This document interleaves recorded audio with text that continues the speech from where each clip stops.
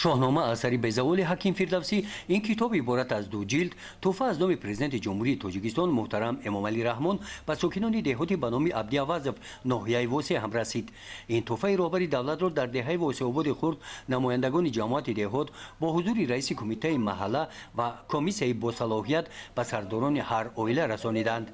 300 کتاب از جماعت رفتم آوردم 300 کتاب می‌دهیم 300 کتاب می‌دهیم آوردم در همین قشلوق تقسیم کردم.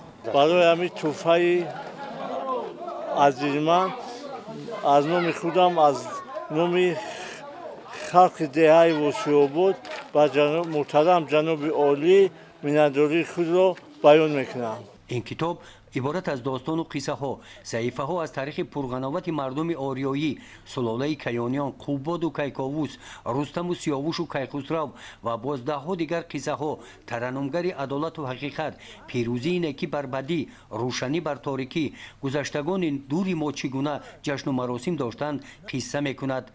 مطالعه این کتاب خواننده را از تاریخ بای و پرغناوت نیاگانمان آگاه می‌سازد. ساکنان دهه واسع آباد خرد این تحفه رهبری دولت را با مهر و صمیمیت و اظهار منتداری قبول کردند.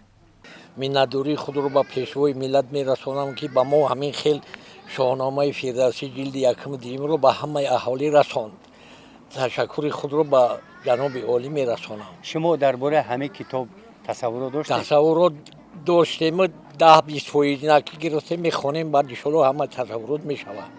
شاهنامه در دیگر دهه‌ها حدود این جماعت دهات به همین دهه مانند در سطح بلند به اهالی تقدیم گردیدند.